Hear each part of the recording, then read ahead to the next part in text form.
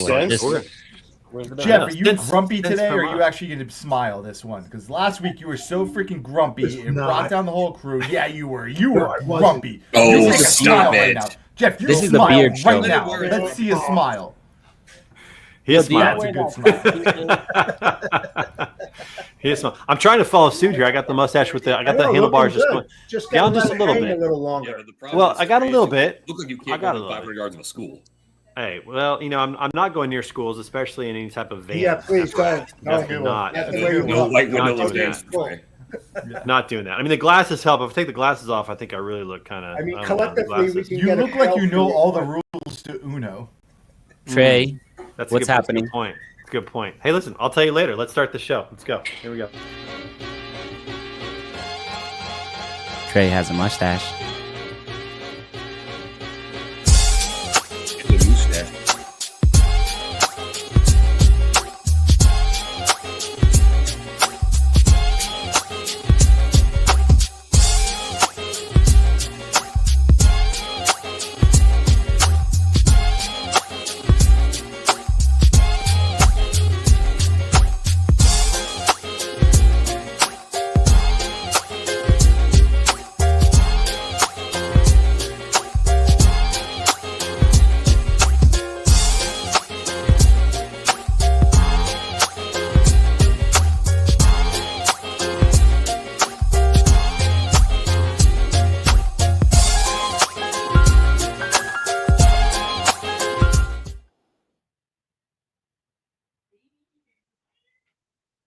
The street. Welcome to the show. Trey Griggs here with my best mustache going today. Trying some new stuff around here. Best mustache. That's right. Yeah, well, we won't talk too much about that. Good to see everybody today. We got to go around the horn. Coming back from Chicago, our boy from Chicago, Illinois, Mitch Kovaleski on the show today. What's up, everybody? What's up? What do you got for us? What do you got? What do you got? Merry Christmas. Merry Christmas. That's what I'm talking about. Let's go. Let's go. Santa's coming. Let's go. Get ready.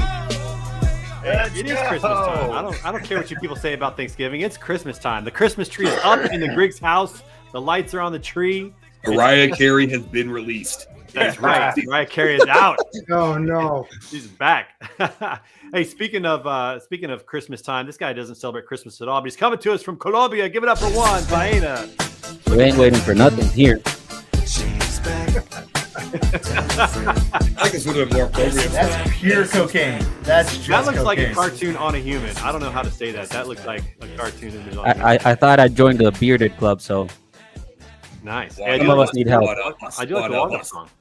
Definitely a walk-up song is better for this year, that's for sure. Hey, you need to wear that the entire show. I want it to be itchy by the time we're out of here today. Got to stay on the entire show. Coming to us from Boston and 5 Tool Productions, the man who makes everything happen, the Broken Carry Summit, Kyle McNuts. She's real. I don't need no authentic. I do it all real. Although it's really bad. It's like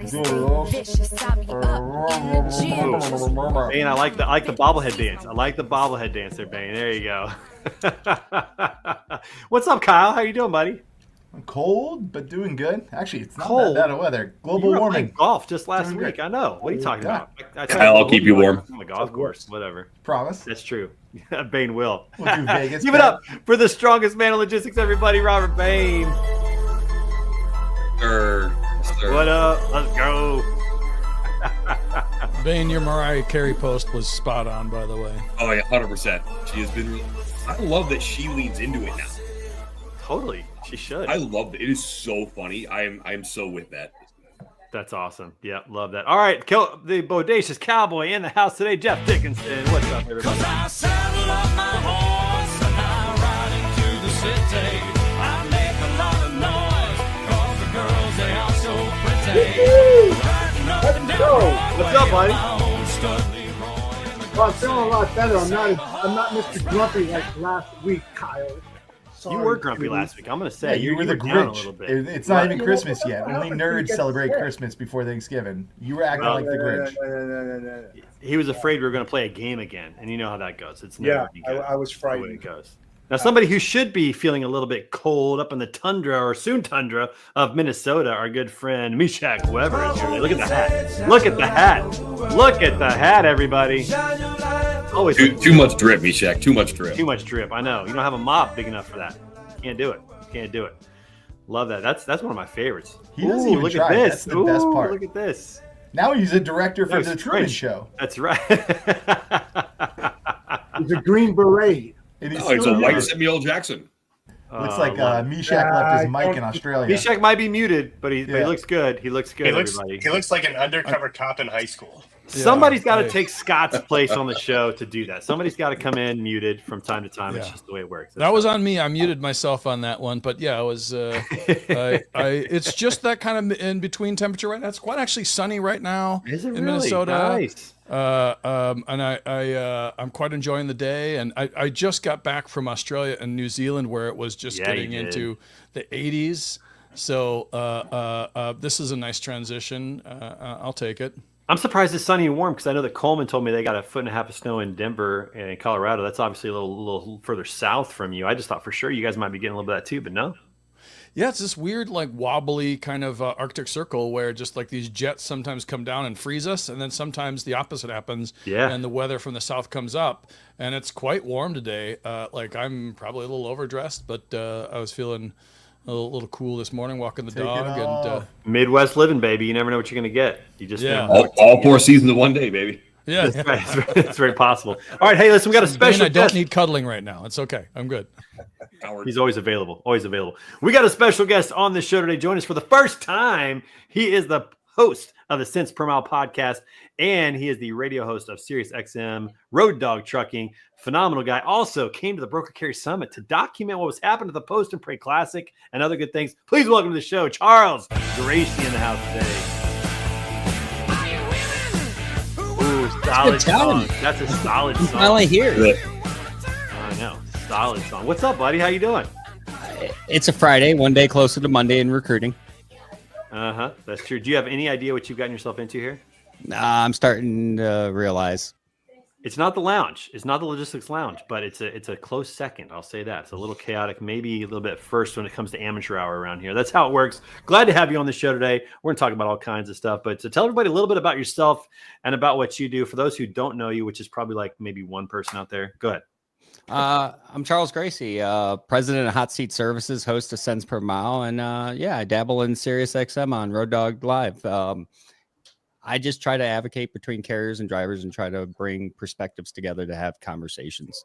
Now, how did you get that gig? Because that seems like a pretty fun gig being on Sirius XM Road Dog Trucking. How did that come about? Lack of better listening options. No, you know what it is I've been in the industry my whole life. I've worked on the carrier side before I started Hot Seat Services, which is a recruiting marketing company. And we just had this idea for a show. Paul, who is one of my best friends, when we first met, we sat on opposite sides of a lot of different topics. So we're like, hey, we've had a lot of healthy conversations. So that's where Cents Per Mile came from. We started having those conversations on air, and then people started listening. Not sure why. Lack of better options is still my number one choice. But people started listening, and people started reaching out through Sirius. And next thing you know, someone gave me a mic over there.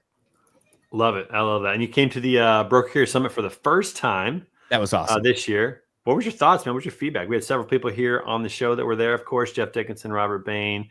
Not Mitch. We got to get Mitch to the Broker Carrier Summit coming up soon. We got to do that. Kyle was there, of course. Juan was there. Meshach. I get there, man. Indy, let's go. Mitch's liver needs it. I would have been there if I hadn't been Kansas City. down under. You had a good excuse. We get it. You had a good excuse. You get a chance to go down under. That's exactly what it was. It's an excuse. Yeah, I didn't know what to expect. When you tell me brokers and carriers are getting under one roof and that there was going to be the introduction of alcohol, I'm thinking this thing should come with bond money. But it was refreshing, much to what we set out to do, to gather those perspectives and encourage those conversations. It was a platform to do that. And you even introduced the FMCSA, and I'd hate to see those insurance premiums, but you guys pulled it off. It was fun, and I will be back in April. Dude, that was actually pretty wild that we got the FMCSA on board because, I mean, listen, a lot of people question government, don't necessarily trust some of the things that are happening. And for them to kind of step in the lion's den, take the shots, I thought that was pretty cool of them to do that. And it created an opportunity, which is what we want to do. We want to create an opportunity where every voice can be heard, and the government obviously has to have a voice in some of these things. And so just creating that place where everybody can be heard was cool. Shout out to our friend Dale Prax, who really made that happen, made that completely possible. But that was cool. And your first inclination is correct. What is going to happen when you put brokers and carriers in a room with alcohol? Is this going to work out or not? Man, Robert, you were there at the first one, man. I mean, that was wild. Yep, it was, and what an evolution from Indy to Fort Worth. It's been humbling. I'll tell you that. It's wild. So I have to tell you a fun story on you, Robert. So Courtney Lawrence, who is one of our executive assistants and does phenomenal work, event coordinator, helps us out with the Broker Care Summit behind the scenes stuff, just phenomenal. We were meeting yesterday and we were going through footage from all the different summits. We were just kind of putting things together, and she had a video of you and Dan in a really simple conference room, like a small hotel conference room, one projector, one screen, and you probably weren't even talking about what was on the screen, and that was it. That's all there was. And Courtney goes, "Oh my gosh, was that the first summit?" I'm like, "That was it. That's what it was." I mean, it was pretty crazy. And the first gentleman that stood up, tell the story about what he said. Yeah, so it was small enough, and I think people have heard parts of this, but there was 35 people in person, and we had another 35 that were remote, and it was intimate enough. We just went around the room and we introduced ourselves. And first guy stood up, he introduced himself. He was a driver. He had a couple trucks. His wife was a dispatcher and accountant, and he said, I hate brokers. The very first thing he said. Yeah. But what was great about it is that he followed up with, but I've never met one before. Yeah. And that really set the tone, I think, for that first one. And it honestly, like, that was the first domino. Like, as things started to go and the momentum is just carried to, what I believe is going to be a banner event in Indy. I mean, not now that Fort Worth, now that Kansas City weren't, but Indy's going to be something people remember for a long time. Yeah, I hope so. We're going to be at Crown Plaza, which is a cool hotel, the old main Union Station in downtown, which is awesome. That's going to be a fun venue to be at. Charles, when you got there, obviously you didn't know what was going to happen. Did anything stand out at this event that was maybe different than other events that you've been to, or just what was your overall kind of impression or follow up after having kind of gone? Yeah, I mean, honestly, when I got there, I didn't know what to expect other than some spicy content, and you guys achieved that. It was great bringing different perspectives, but I thought huge, big league, great content. It was amazing. I knew it was going to be interesting when someone made a bad decision after we've already got video proof of what happens when you get cents per mile golf cart, and yet they did it a second time. And there wasn't even a lot of time that elapsed in between the first time. I was kind of pulling for you to do something that would be even more memorable this time. I'm glad you didn't, because I'd had to pay for it, but still, it was good. Good having you guys on the golf course, having you out there. That was really fun. We've never had media come and document the golf tournament, which was an absolute blast. Had a lot of fun with that. What were your thoughts about the Post and Pray Classic? Post and Pray was awesome. We drove around and we just got to see what everyone was doing, which obviously they were playing golf, which anyone that knows me knows I'm the guy you bring on to the green when you want to feel great about your terrible game. Accepting invites at any time. There's quite a few of those out there. We're trying to make the Post and Pray Classic the premier golf tournament in the industry, and not in the sense of, like, if you're a great player, you can be competitive at this event and really get after it. We had some guys shoot 68, 69, phenomenal scores. But it was perfect weather. Yeah. Sean Porter, 69, 300 par. Nice. Awesome. Nice. Perfect weather for it. Great spirit to kick off the event. And then when we started the actual summit, that's what was different. A lot of times you got people being pulled in several different directions. There's not a lot of time in between. Networking generally requires you to pull away from the event, where at this event, the networking was built into the event. It was very well thought out and executed. It was kind of surprising at bringing all these different parties together with different perspectives on the business and how many healthy, productive conversations were coming out of it. And being a recruiter in that room, I'm like, well, they're not my favorite people off the top of the list. And I'm not theirs. I'm the reason they blame all the drivers that aren't producing. But yeah, it was great. A lot of great conversations, a lot of new faces. Like, I've been in this business a long time, and I could tell you, I saw people that I've only seen on the internet in person, and that was pretty great. I got to see Matthew Leffler, and he undersells how short he is. Dude, well, he is short. I mean, that dude is an absolute Big stud. voice, tiny height. Yeah. Oh yeah. I love the He energy. just starts yelling. Yeah. There are a few people in the What else industry is he that I gonna do? like He to doesn't have stand to next worry. Yeah. There's a few people in this industry that I actually like to stand next to because for once I look a little taller than normal. Bane is definitely one of those. Bane makes me look tall and skinny. It's a double bonus standing next to him. I can Well, you just appreciate eye that candy you stand did next not to agree to Bane. bench press me, by the way. When Paul tried to have you bench press me, I was worried about where that hand placement was going to fall. I know exactly where we're going. Yeah. You didn't want to Yeah. be held like a bowling ball. Yeah, What we're gonna are have to. what are some key differences between the Kansas City and Fort Worth? That's a good question. So I know Location, Charles, you didn't go to location, Kansas location. City. No, So- I got FOMO on that now, though. The Kansas City location was, I think, a phenomenal facility. We had truck parking on site, very easy to get to. Kansas City super easy to get to for brokers, carriers, vendors, everybody. New airport. So that's definitely going to be on the rota moving forward in terms of being there again. Fort Worth, I feel like was in some ways, as we talked about in our opening session, it was almost like a validation that this isn't a fluke, that this is actually something of really a lot of value to people, because we had roughly half of the audience was returning Broker Care Summit guests and roughly half was brand new people. So of the 360 that were in Kansas City, about 200 to 250 came back. That was awesome. And then of the other 250 there, they were new. And so that was awesome to see as well, is that there's momentum in terms of people wanting to continue doing it, but there's also still a lot of new people just finding out about it and coming for the first time. So it just seemed really healthy and to really validate the value that people are getting out of it. I thought that was great. I think we're starting to figure out what people really want, which is, again, less presentation, more conversation, more networking. So we've constantly, since Tampa, been dialing back our main stage presentations and information and increasing our breakout sessions and learning labs. The learning labs were absolute fire. Shout out to Melanie Patterson and Adam Field and Hector. So good. They did such a phenomenal job on those. We're going to be doing more of those in Indianapolis. We're going to be doing more breakout sessions, and we're going to make the breakout sessions longer, because one of the feedbacks that we got was, hey, these conversations are great, but it's only 50 minutes. We need more time. So we're going to make them 90 minutes in Indianapolis and see if that's enough time. And we're going to stretch things out just a little bit, less main stage presentation, more breakouts. And people are just, I think really wanting those conversations. This is the craziest thing to answer that question, Mitch. I had multiple sponsors, multiple vendors come up to me and say unsolicited, this is my favorite event. And I was, obviously very thankful, but almost kind of taken back. And I just asked the question. I said, what is it about this that makes this your favorite? I'm really curious. And without hesitation, both of them said the fact that you don't have any booths. And they're like, please don't have booths. Said, you forced my team to immerse themselves into the conference and talk to people. And you think about this from a sales perspective. If you go into an exhibit hall, you know that they're just going to sell. They want to sell you something.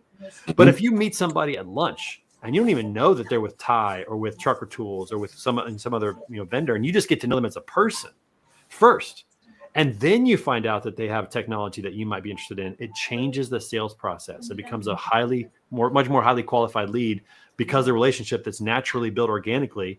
And by forcing them to do that, they had to build those relationships. So it just reiterated to me that we're on the right track, that booths need to never be a part of this thing. And I think sponsors Trey, one thing to call out specifically to that, it's a different prospect experience too. So yes, from a sales perspective, it's very different. But think about this: like you talk about going into a trade floor, no one wants to be sold. We all hate being sold, right? And because all of us are like, oh no, they didn't get one over on me. But you know what we all love to do? We all love to buy shit.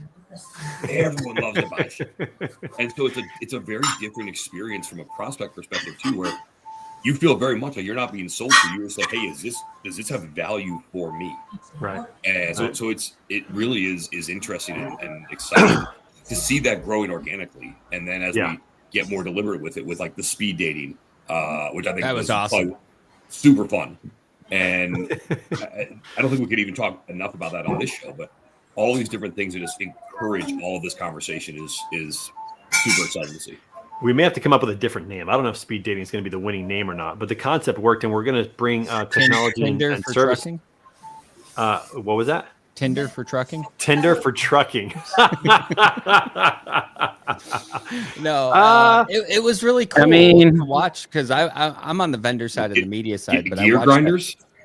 Gear grinders. I think Juan likes all of these. Keep going, Charles. I thought what was interesting is being a vendor on that. It was kind of just watching from 30 feet above, but watching how you broke them out in the groups and you gave them a platform where they can rotate quickly, get to know one another, not necessarily do the sale in that moment, but to build that relationship for a further conversation down the line. Yeah. I think the premise of that entire layout was pretty impressive on that. I really enjoyed that event, and I didn't even get to participate. Well, and the whole point was that, like what you said, we wanted people to meet people at the very beginning. So they can feel like they know somebody. When you go to a conference for the first time, especially if you haven't been to a lot of conferences and you don't know anybody, it's very intimidating. Number two, it gives you a chance to find people that you want to have a further conversation with during the event. And so to get that out of the way right up front, to do that. And I think that's what people liked about it. And so, yeah, we'll have to figure it out. Tender for trucking. That's interesting. Juan, you like that one. I know you do. Tender for trucking. That could be a good one. But yeah, that was, and I have to give credit to Jennifer Carpus Romaine, because they did that at TMSA 2 years ago. And it changed the whole conference for me as a first time attendee at the event. Even though I was emceeing it and I knew I'd be up front, people would at least know who I was. I didn't know a lot of people there, and did speed dating, met a bunch of people, and felt so comfortable.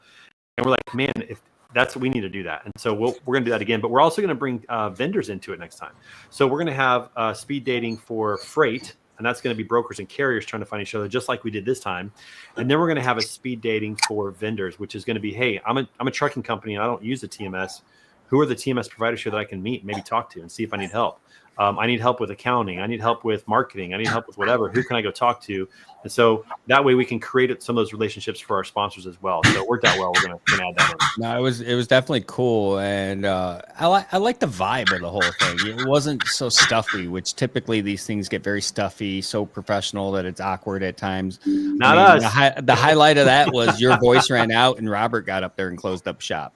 Dude, seriously, we will have microphones next time. We'll get that all figured out. But yeah, I mean, like that was pretty wild to just have fun. And I love the fact, like, I remember talking to my friend Corey Eckley Richards, who's a good friend of mine. She's from Houston, and she said, I was so excited when I found out that I don't have to dress up for this thing. I can just come in jeans and a sweatshirt or a polo and tennis shoes. And we're like, absolutely, like just be yourself, like just be comfortable, be real. And there's something to be said about dressing up, and there's nothing against that. If you like, that's who you are, man. Like Adam Wingfield, by the way, that dude's got drip. That dude has to dress up. He's got belts that match the shoes, not in color only, but in like texture or what it's made of, substance. That guy looks good. He needs to dress up. But like, I like wearing jerseys, so that's what I'm doing. I enjoyed wearing a t-shirt and jeans. Yeah. Like I have to do this stuff all the time. So when I get a forum where I could wear a t-shirt and jeans and it's accepted, I'm like, put me in, coach. Right. Yeah, I put me in. Colorful shirts. Well, you got to when you have an all-white mustache going. Kyle and I are wearing, our pants in the Baby Gap, and it's great. It's awesome. It's just when we're blessed with cake like you and I are, Bane, it's just gonna happen. It's not Baby Gap. We're not shopping our kids' junior jerseys over here. True. We're just wearing adult men's clothes. We're sorry we have asses, Juan. Rihanna wrote a whole song about us. Yeah. Oh man. Yeah, Juan. So funny. Good stuff. Well, overall, I mean, we feel like the event was very successful.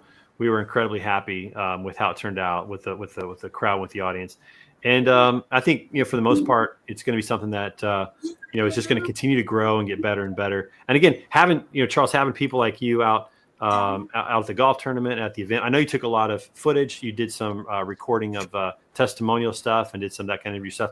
Man, love that. Need more of that kind of stuff. Having the lounge out there. It was cool. I wanted to get the word out, man. Like that was really a cool experience, and I couldn't encourage more people to get involved, even if you go and just check it out, because it's going to force you to network. You're going to meet new people. I know a lot of people, and I walked away with new contacts that I didn't even know existed because of the platform that you guys had provided. Yeah, no, we appreciate that. And I have to say this in the private chat, we're coming up with some names here for the speed dating, and some of them are just great. Obviously, Gear Grinders, Diesel Dates, Semi Sweethearts, Adult Freight Finders, Lug Nuts and Love, the Layover Lounge. Oh, okay. There's some others. We found the line, Trey. You found the line for me. Now, maybe other people will want it. But... Trey, are you telling me you're not actively seeking single horny freight milfs in your area? I'm just saying, we may lose the message. We may lose the what people are going after. Or we get more people. Maybe, I don't know. People may show. Wouldn't it be now, Charles, listen, you did. Charles, you did a. We'll get back to it in a minute. Charles, you did some fun stuff on the golf course. I actually have a clip from our little interview on the course. I'm going to play that real quick for everybody to see. But this is really cool. We jumped on the 6th hole. We did a little conversation, and here it is. What's up? We're at a golf course again. At the Broker Carrier Summit in Fort Worth, Texas. It's how the whole thing started, but they saw the stuff we did last time, so they got us a golf cart. But I'm driving now. Good luck, everybody. It is the post and pray. Ironic. We did a golf tournament one time, and now we have to do it every time. Hey, Charles, did you tell them at the last golf course that they actually had 4-seaters and we just picked the 2? I just told them we wanted to keep things interesting and that we had an extra bag of clubs. My assessment still stands. I work with a bunch of jerks. Well, we're glad that you guys are here, man, for sure. Thanks for coming out and being a part of the Post and Pray Classic presented by True North. It's exciting. My favorite event to put on. I always want to put on a golf tournament, and this is my opportunity to do it. And the whole goal is to make it the most competitive and most enjoyable golf tournament in transportation. And we're on our way. You've achieved that. You guys have done this a couple years now. Have you guys always done the Post and Pray? No. So the Broker Carrier Summit was originally Dan Lindsay's vision in Indianapolis. They had the first one back in April 2023, had 35 in-person attendees, 35 virtual attendees, and it just went so well. People were like, please do more of this. Please do this again. So we did it again in Tampa in October of 2023, and we've had 223. And so it's like, wow. That's pretty good growth. And then we went to Kansas City in April. We're trying to find markets that aren't normally hit, but are also pretty centrally located. So it's easy for drivers to get there, easy for brokers to fly in. So we did that. We had 360 there. And that was the first year that we did the Post and Pray Classic. That was kind of the first year that I felt like I had a little bit of bandwidth to put it together and do it right. And, we want it to be competitive. It's a 2-person team event, not a 4-person scramble. So that's unique. Great sponsors that really just make it possible. And so we're really thankful for that. But this is kind of my baby. I love it, man. I love putting this on. Not too often you can, put on a golf tournament and, be with your friends and have a good time. So it's awesome. I think you've achieved that, and we're looking forward to the rest of the event. But we want to take a minute to just show our appreciation for everything that you've done together and hear your thoughts on it. So yeah, I appreciate it, man. Thanks for being here and for supporting what we're doing here, man. Always. It's awesome. Man, that was great. And you guys put all that together yourself, throwing it together and doing that. That was really fun, man. Thank you for doing that. No, appreciate the invite. And I couldn't stress enough how enjoyable the entire experience was, from the networking to the content, just to the opportunities to meet new people. It's not often when you've been in it your entire life, you can find a whole room of people you've never seen before. Yeah, for sure. That's it. Well, appreciate where were you walking to in that interview? So I had just hit in tee shot on number 6, par 3, and then we were just walking to the hole together. That's it. Oh, hold on. Hold on. We got a baby watch. Baby watch. Love that. We need some music for this whenever we have a baby watch. So we need to get some music. What music should we play whenever we have a baby watch? Glamorous. All day. Glamorous. All right, we'll have to work on that. We got to get that queued up. But Kyle, back to your point. Coleman took the cart and drove to the hole, and we walked. Oh, smart. I just wondered. Yeah. No, he was there, and I did birdie the hole, so pretty excited about that. It must have been Charles in the interview to make that happen. So I got to throw in a birdie there, which was nice. Yeah, and we had some great content out there. I even got Robert's perspective from his last interview on the show prior to the Post and Pray. Love it. And your presidential impersonation is on par, sir. I do what I can. It's getting better, and I'm afraid that we're going to hear more of that over the next 4 years. We're going to have more impressions. Ring, it's a sound of victory. Yeah, this is how it's going to be, folks. That's the way it's going to work. Hey, speaking of which, by the way, again, thanks for coming on the show today. Thanks for being at the Broker Carrier Summit. If you haven't signed up for the Broker Carrier Summit yet, you can. The Indy registration is up and running. BrokerCarrierSummit.com. You can click on the link there and get your tickets now. It's early bird pricing, everybody. Get them now. Don't wait. Love to see you in Indianapolis. It'll be a good time. Speaking of which, Bane, we do have to talk about this. We did have an election this week. I think it's over. We did. Sure. We did. Hold on. I got a D. What's going on with Arizona? Because they are counting 1% per 12 hours. I'm not sure exactly what's happening there. It's the dry heat. That's really what it is. The dry heat is getting to them. It's getting to them. It's an interesting thing. I'm not sure why some states can count them all at one and some states can't. I don't know. I don't know what's going on there. I'm not sure what's happening. I know every state gets to do it their own way. That's the way the Constitution has it. But I can't Weird. That seems weird to me. So two schools of thought from me. One, they have an inefficient system, which could very well be what it is. Two, because they've been consistently so slow in the last 3 or 4 elections, this is just keeping it consistent. Because if all of a sudden they can call it the same night, well, what happened the previous 3, 4 elections? What's going on? Mm-hmm. So, yeah, I mean, when we were kids, wasn't it like declare? I mean, I think the first one that didn't happen was Arizona. They got to consult their crystals. They got to make sure everything's good to go. 2000 was the first one I recall with the we didn't know. All that. Right, you didn't know. When I was a kid, we knew the president before bedtime. Yeah, literally. I just had this discussion with my parents the other night, and they're like, "We used to know before you turned the TV off." Yeah. Well, that's the downside of the hyper specialization that we have in politics today. Like, it's just too polarized. They've just kind of sucked enough people right down the middle on both sides, Well, so it's crazy. One thing to call out, like, that's my however question. people feel about the result of the election, what I think is very interesting is the popular vote overall. There's like 15 million fewer people voted in this election than in 2020.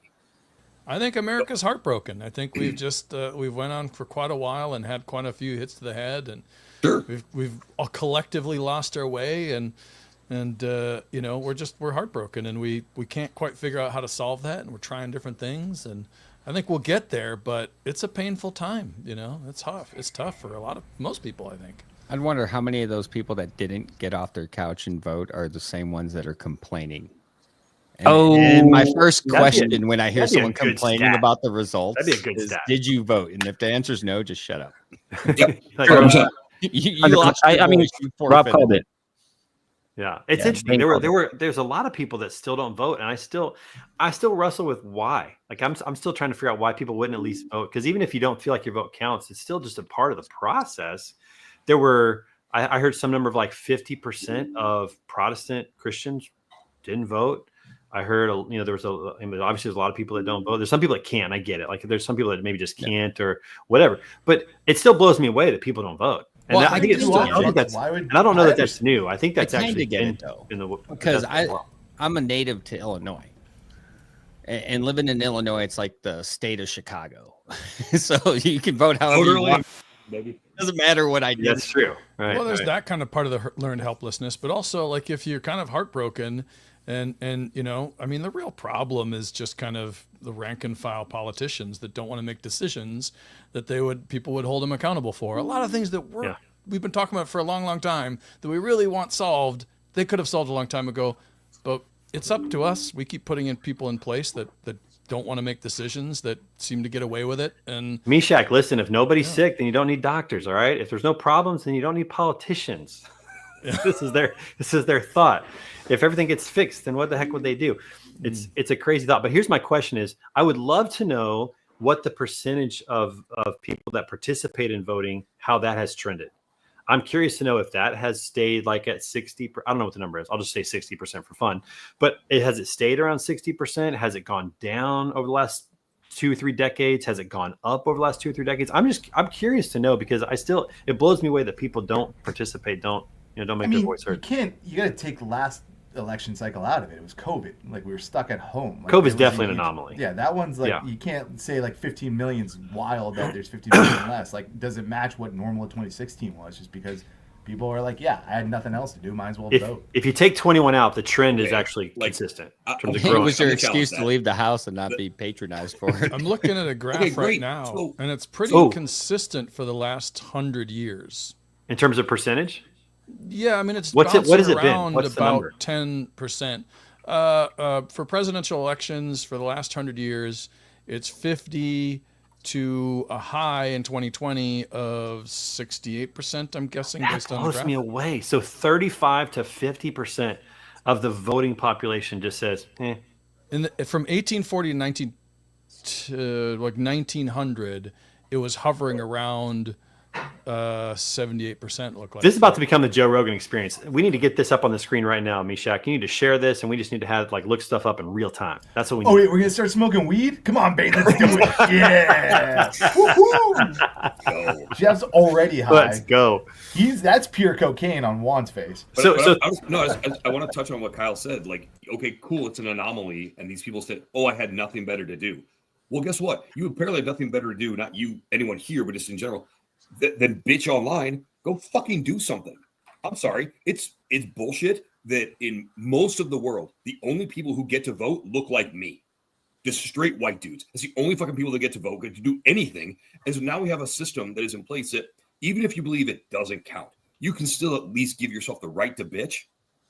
And now people local are elections. Yeah, like local elections, anything, state elections, any of this stuff. You know, and so the concept of I had nothing better to do because it was 2020. Fuck you, Bane. I voted, so let's put that out there. I will say, like, I need to. Wait a minute. No, quick question. What about like the fact that like it is a fucked up system, right? There's two parties you got to pick 100%. From, and like if you don't like that, like what are you supposed to do? Like you go and vote for something you don't like? Like how are you supposed to do this stuff? Well, then you throw away your vote and vote independent.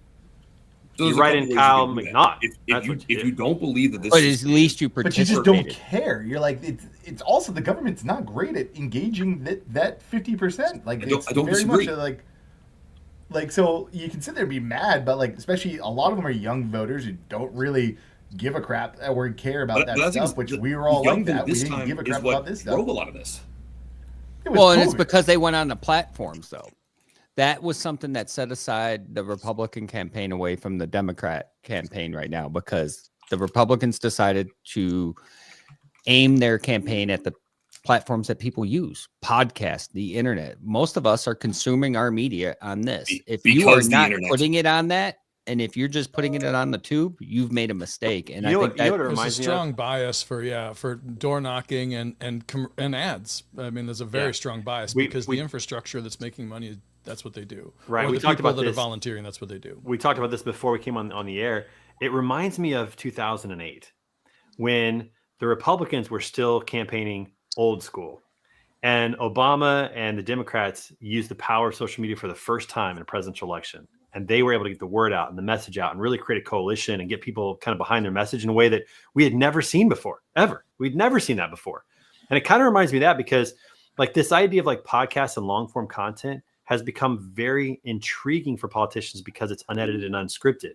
And I think that in 2028, if you're running for president or Senate or something like that, and you're not going on popular long form podcasts on both sides and just making that a part of it, because after that 60 Minutes thing came out, if anybody trusted legacy media before that, it's gone in this cycle, at least gone completely. Oh yeah, completely obliterated. Right?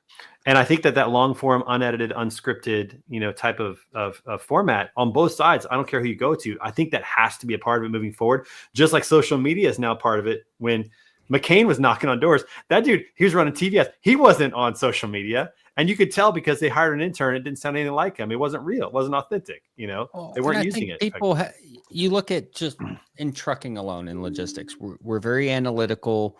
We're out there. People are branding their entire. The only reason my business is where it's at is because I put myself out there. I put the mistakes out there. People receive that. It humanizes the whole process. The fact that we haven't applied that, and everyone says trucking is years behind everything else, to the election cycle. It baffles me. Like, why aren't we using social media? Why aren't we tallying things? Like, I would love to see how many veterans come out and vote. Why isn't there a box to check on that form for that? I want to see who they're voting for. If I'm a politician, I want to collect these analytics. And the polls were off. The poll system was broken. Yeah, polls are. That's a whole nother conversation. Like they have no analytics. I'm not a fan. I'm not just throwing shit at the wall and seeing what sticks. When they go, we were in the margin of error. I think we weren't far off. So I mean, it's well. There was we have to acknowledge there was a crazy lady who said Iowa was going Republican. Like there was the data she had was out of left field, and I don't know where they got. I don't know where they got it. I don't know if it's polling samples. I don't know if a certain party is not willing to admit that who they're voting for. I know that was a big thing. Like in 2016, is that a lot of Republicans didn't feel confident to say they were voting for Trump, and that's you still had that, right? Like, let's be clear, some of that. You still had that. How many Republicans were closet Republicans? Right, but if that's the case, then polls don't matter. If that's the case, if people won't even be honest on polling, then the poll doesn't matter. It's like bad data. It's like you got that is part of it. Who even does polls? Who here has ever gotten a call to a poll? I've never been. I've never been part of a poll. Who fills out? Who are the people that are answering their phone and being like, "Yeah, this is what I'm gonna do. Yeah, this is what I'm gonna do." They do. I don't know. Mitch, you been polled? No. I just want to add on. Pull over that ass too fat. I got a hell of a lot of text messages this campaign. Oh my goodness, crazy amount. A lot of texts. Oh yeah. And when you click stop, mainly his it's like it puts you on another list. School. He's like, what the fuck? I'm still on the original plan. I'm paying 10 cents a text still. I'm on the 10 cents a text plan. I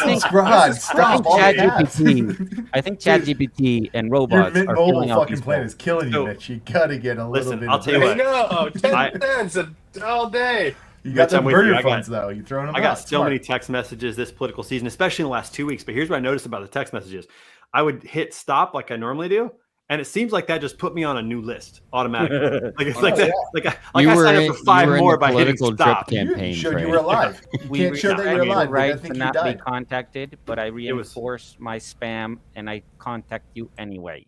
Yeah, I mean it's just like I signed up for another one, which is pretty wild.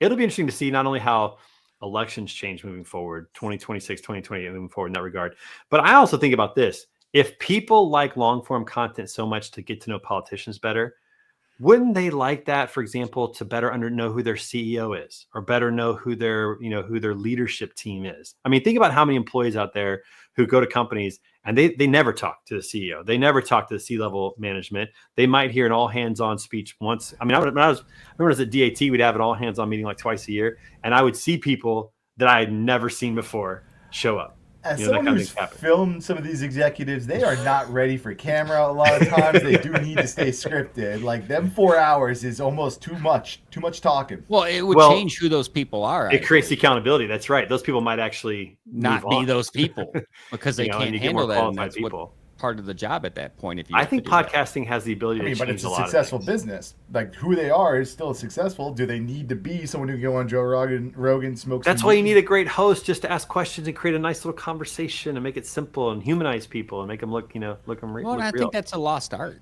Like, a lot of people think, hey, I stick to the script and that's enough. But I don't think that is nowadays. People really want things to be personalized. I want to hear a politician drop an F-bomb. I want to hear a politician get on Xbox and play games while talking to the gamers and put that out there. I want to see you on X. I want to see that stuff. I want to hear Trump mic'd up like, look at you, I just clapped those cheeks, moving to the next room, let's go. That would be really comical. The content. Well, I'm sure that this will be good probably for mainstream media because it'll create tons of content opportunities for them. That's for sure. Speaking of content, we have to go back to this for a second. We got some more names for the speed dating. All right. We got Big Romance or Rig Romance, Flatbed Flings, Freight Flirts, Fuel and Cargo and Cuddles. Bane, that was you. You had to, that wasn't Mitch. You text that to Mitch and Mitch put it in here. That was totally Tight Hot Shots, Holly Matrimony. And let's see what else do we have here. Gears and Glances, Freight and Fate, Drop and Hook Up. God. And Michelle LeBlanc. That's no like Drop and Hook is her company. Freight. Oh my God. Drop and Hook Up is different. Sorry, Michelle. So, and then we have Kyle coming in with the good ones. We're just going to leave that to your imagination, folks. You can decide what's out there. Pretty wild. All right, let's talk about moving forward. What's going to happen here? So after the election was over, I noticed some more conversation coming from Craig Fuller in particular at Freightways, as well as Ben Gordon from Cambridge Capital, talking about what's going to happen in the markets, where this is going to move things. Do we think this moves the needle? Does it make things better? Does it have no impact whatsoever? Is it going to make things worse? The idea of tariffs coming in, how does that affect freight? How does that affect purchasing? Are things going to get better for brokerages and for carriers? Are we going to make more money in 2025? What do we think? Well, I mean, first and foremost, Musk and other people have talked about kind of like almost a reset of the economy, and that they're like literally are going to have to sell Wall Street on this economy, this idea that they're basically going to kind of tank the economy by getting rid of a lot of the labor and by doing these tariffs, but that it'll be really, really ripe on the other end. There'll be better, labor, pay and a few other ideas. And if that is true, from what I've read, that would definitely be a short-term pain for long-term gain theory. It's hypothetical. It's never been done before, as far as I know. But that's the first thing that comes to mind for me. Yeah, I think there's a lot of. I just think there's a lot of misconception on the tariffs. There's a lot of talk of tariffs, but I think there's a lot of people maybe that aren't really understanding what that is. So, I mean, the tariffs are a big deal, right? So we'll probably see like a burst of freight happening right now before those tariffs can happen in July. 2-3 months. Was it July? Right. And so that's gonna be a positive on a bull market, which is good to inject some freight in. But you know, that's gonna be short term. That can't happen on goods like perishables or other cold chain products, most likely, right? So that's a big deal. But again, I mean, the tariffs, every tariff that we put on it, there's a retaliation on the other end, on the back end, right? We don't really have the infrastructure totally to support an immediate overnight nearshoring of Mexico. That's going to take a minute or two to ramp up, right? We're still in good progress of that, but capacity of Mexican trucking capacity has to match up and everything else. But I don't know. I think the tariff piece is going to really make or break what happens in the next little bit, specifically, you know, across the conflicts, Red Sea, everything else. There's so much brewing on this that will affect domestic freight. It's interesting because I'm hearing some rumor. We'll call them rumors, rumblings of companies that are already considering changing their manufacturing practices from that. Now, that doesn't happen overnight. We know that it takes a while to do that, but you're starting to see pieces move now. Like it's kind of crazy. I mean, you think about manufacturing facilities. You think about some of the things that are happening with wars, things that are going on. Putin seems to be want to negotiate now. Hamas wants to talk to like right off the bat. Like it's really interesting if this is going to accelerate things, if things are going to move faster because of that. And we all agree though. Yeah, I don't know. Do we all agree that tariffs are going to raise the cost of goods and services for us, right? Like no matter what, it's going to hurt. It's going to raise the cost of goods, and so I mean, we have tariffs now, though. Like this is not new. Let's acknowledge that we have tariffs today, and the Biden administration kept a lot of the tariffs that Trump put on the first. We do have that today, and if they're targeted in a way like auto manufacturing, for example, I mean, you know, we've got good friends in Detroit. We see what's happening there. Auto manufacturing, if that brings Detroit back, then obviously that's a good play because right now we don't tariff cars that are coming in, but ours get tariff going out, like you know, to Germany and to Europe and places like that. You're not going to see a Ford in China. You know, you're not going to see that. You should, but you won't. But you're not going to see that. So there's more to that than just a tariff. I mean, Jinping already said, "Hey, let's talk." He already tweeted out to Trump, "Was like, let's talk, let's negotiate," because he kind of feels a big animal walking in the room, right? So it's a great negotiation stick. I mean, big stick policy from back in the 40s. I mean, historically, it's always been a tit for tat thing. It's never been like an actual thing that's tilted the it hurts field. Them as much as it hurts the market. It just drives prices up. But to Mitch's point, nearshoring and to Trey's point, nearshoring has been talked about now for a couple of years, and quite a few companies, they got hurt by COVID, they got hurt by what was happening in the Red Sea, and they're realizing that when you start to put all this resiliency problems into play, it starts to shift the pricing. And Brazil, Mexico, other countries in South America, they've been gearing up. They've been kind of making some bets. Crime is insane in some of these manufacturing markets right now. It's not like it's just a golden rainbow or everything goes and it's like, all right, we're done with that steamship line coming in on raw material anymore. Like there's just as many challenges happening over there, right? Insane issues that are happening. I'm not downplaying or making a panic. There's amazing manufacturing, to your point. Whoever mentioned the automotive tier 1, tier 2, Mexico, Saltillo, Apodaca, Torreon, all of these major spots are feeding all of this automobile parts here. But I think at the end of the day, it's not just like, oh, I'm good, I'm fixed. This is a huge deal. It's hard to manufacture in Mexico. It's hard to set up those processes and do those things and be approved, right? So there's Mexican trade publications every week that publish the investments, the U.S. investments of the companies. There's their list, 33 million, 43 million, but like, build them up. Let's go, And so there's a lot of talk, to your point. I'm a huge believer in nearshoring. I think Mexico and Canada both have amazing opportunities. Canada give some love to Colombia every once in a while, man. Yeah, Colombia too, bro. I mean, Canada is the world's Wisconsin on dairy, pretty much, right? So there is so much opportunity that are within our borders here. I just hope it gets resolved up pretty quick and just doesn't pinch the average bear. Yeah, and then keep in mind we've got other other members of the Five Eyes. You talk about Wisconsin. New Zealand is a huge opportunity. We barely tap into New Zealand's market. Part of it is some political apples. stuff. Apples. Yeah, and dairy. We eat their apples. Milk protein. Rings of power. Australia as well. Huge You'd be opportunities surprised how there much cattle they to have in that reshift. country.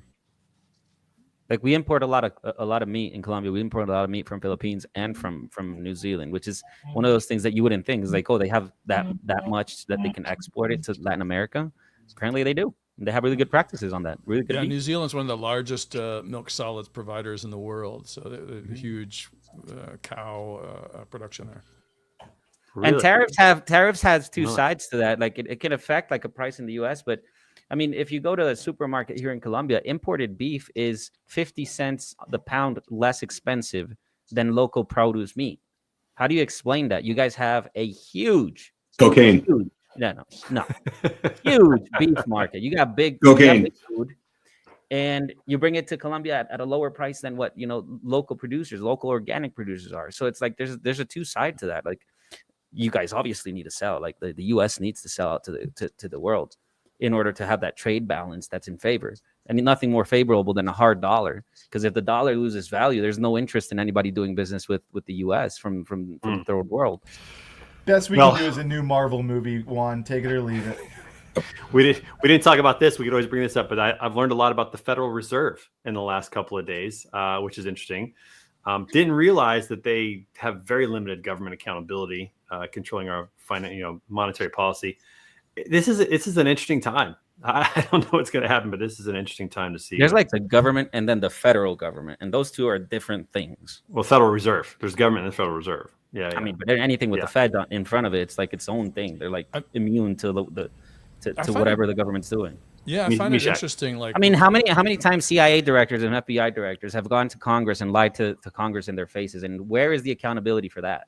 All right, we'll get back to that later. It's right here. Aliens. Well, I'm just the focus on the Federal Reserve. I mean, it's kind of interesting. They're kind of getting caught in their political crosshairs, and a lot of people are like, well, they should have accountability. The same people that talk about kind of smaller government. It's kind of, we're caught in this kind of schism here. I mean, the reality is The Economist, the most respected magazine I know of that's neutral, and especially when it comes to economy, that they made it very clear that America was the envy of the world, and that we had went through this better than anybody elsewhere, and so we're kind of caught in this like politicization of something that we have better data on, and hopefully calmer heads prevail. We've got Trump talking to famous hedge fund managers, people who kind of think about things from a macroeconomic perspective. And as long as there's a balance of like making sure we don't just give them what they want, because they don't necessarily want what we want, I think some good answers are going to come out of it, and we'll depoliticize and depolarize the conversation, as we usually do in America, but not always. We'll see. It'll be interesting to see how that plays out and how people reassert things, and I think Trump will find ways to kind of champion what the economy is doing almost already, so he doesn't have to kind of turn his back on it. And some people might be really bothered by that, but at the same time, if some things are working that well and he can own it, and then kind of say it's the Trump effect, then we're in a really good place. Yeah, and Jeff, no game today. We have a game today, but this conversation was too good, so we're gonna miss it today. We're gonna have to push it to next week. Sorry, man. Oh, it's already almost 2. Jeez. I know, dude. Time flies when you're having fun on Word on the Street. That's just how it goes. All right. We got to end the show the way that we always end the show. Charles, you don't know this, but this is how we do it. We have our This Week in Pictures. You out of here, Mitch? I gotta go. Hey, peace out. Love you, brother. Take care. See you later. All right, here we go. We got This Week in Pictures, and this week we have some audio that's going to be coming in with this. So let's go ahead and roll the tape. All right, starting off, Kyle. What do you got, dude? Let's play it. Oh, this is from last. It's just me walking around. This was Halloween. I forgot about it. Kid went as Elsa. She was posing. I was blasting music. Spooky times were to be had. That's awesome. Your shorts are way too long, Kyle, and I'm pretty upset about it. It's called global warming, and barely see the kneecap. I'm going to be wearing those the rest of the 4 years. Barely see the kneecaps. Look at this. Oh my gosh! Like the 2000s called. They want their shorts back. All right. How about my shoes though? New Balances. Come on, baby. That's total dad shoe. All right, Jeff. What do we got here? Hey, you know what? The Bodacious Cowboy definitely showed up with his showed out. Look at that. Look at this. Quality of Look shirts, I must add. Oh, good. You know, Man, that's a good spray tan. no, no, sorry. That's pure tan. Did you buy shirts just for the show? Are these BCS certified shirts for the show, or this No, you wear around the weekend? my whole closet is filled with them. This I love is it. painting Nice. shirts. Yes, Nice. I love it. Getting a chance to hang out with Christy Knichel, the wonderful Christy Knichel, and Dale she's Prax. great. She's great. My Yep. good friend, Mr. Dale Prax, as well. And I had a lot of fun being the moderator. You know, if Dale will just shave that beard off and keep the mustache, we might look like twinsies. I just realized that we might be. I mean, we just get the hair, bring the hair down. I could do that. Not you. I'm talking about Dale. No, not you. I'm talking Dale. We got the hair already. We got the hair already. We just need the beard to go away and just get the mustache. We have to Morgan, grow get that on out. the AI. All right. A couple things here. Good friend Blake Collins from Armada Talent Group had his first daughter. Awesome. Another girl dad in the house. Got to have breakfast with my good friends Adrian Chapman and Mark Manera after a 4-mile hike last week. That was awesome. The waitress, look at this. It was Halloween at the time, and she was totally, she committed to the bit. Had the whole thing going. It was awesome. She did a great job. My daughter Hannah got her temporary teeth in there. She has 2 missing permanent teeth, so she has temporary teeth. So she's smiling with her mouth open once again. We enjoyed a little Chick-fil-A afterwards to celebrate that. And finally, the reason for this crazy hair and mustache is because I am in Newsies next week, opening on Thursday night at Missouri Baptist University. Newsies at 7:30. If you're local to St. Louis, want to drive in, come in and be a part of the show. I'm playing Sites, the newspaper editor. It's going to be a blast, having a good time with that. Rehearsals are intense. Mishak, please tell us about your trip. All right. So, pro tip. I was at Steve Irwin. It's his zoo. Great place to visit. One of the best zoos I've ever been in. Highly recommend it. The family's all there. They're wonderful. Pro tip. Everybody feeds the roos. Don't feed the roo. Don't feed the roo. Scratch them underneath the chin or on the chest, and they lick you like a rabbit. Really? Nice. Yeah, they're very, very sweet. Are they just aggressive at all? Are they aggressive at all? Well, they can be. Red. boxing This gloves is a on. red roo, but it's an adolescent. When they get larger, they can be aggressive. They can kick you and cut you open. So the top right, some nice views in Noosa, which is a resort area near my dad's place, my dad's new place, looking over a valley with cows on the bottom left. The bottom middle, Auckland is a gorgeous place. Definitely recommend going there. First time there. That's Lara and I in Auckland. It's just amazing there. And then I got a mystery photo. There was a guy being walked around by the Delta One team, Ultra VIP, didn't recognize him, and he had this really distinct ring. And I was like, does anybody know what it looks like? What it is? I mean, what it looks like. Does anybody know what that ring is? It could be Soldier Boy. He's pretty popular. I do not. What What is that? GPT, what it is. I mean, I feel like it's like the Knights of Round Tyler Table. in our email said that it's an Air Force thing. The Knights Templar. Oh, is that what it is? 3D Is it Knights printed. Templar? What is it, Mishak? I don't know. I'm like literally. Oh, I thought you were going going to to tell us. Dude. Sorry. Tyler I was like, who is this Kill guy? us. He's I thought get- you were waiting to tell us. He was getting the Tyler- super VIP treatment, and he had this really distinct, huge ring on, and I just couldn't figure out what it was. And I was like, Wow. it's Okay. a good Nice. mystery. Okay. Well, we'll have to figure it. If somebody knows what that is, please let us know. But that Tyler rainbow told is us. unbelievable. Tyler jumped in. asked him. Tyler Gilpin. Tyler Gilpin says it's an Air Force combat ring logo on the side. Oh, is it really? Yeah. Oh. All right. Well, It still could be Soldier Boy because he's a soldier. could be. Could be. Oh, Oh my maybe God. he was Good actually a job. military guy because he was getting the VIP treatment. Walked around. Yeah, Soldier Boy. All right. That usually happens when he says, "Tell him." We have another video in This Week in Pictures. We got to play this. All right, Bane. What is this? What are we about to watch? What is this? Go Bane. This is my Take your shirt last off. heavy squat before the meet. 1,225 pounds. 5 pounds 1225 people. 12. We're getting close to a ton, dude. We're getting up This there. Like is- we're My closer spleen to a exploded ton just thinking about than that. not. We are closer This to a is ton 5 than we're not. pounds. I wouldn't even be able to move a All-time quarter record. inch. All right, here we go. Here we go. Here we go.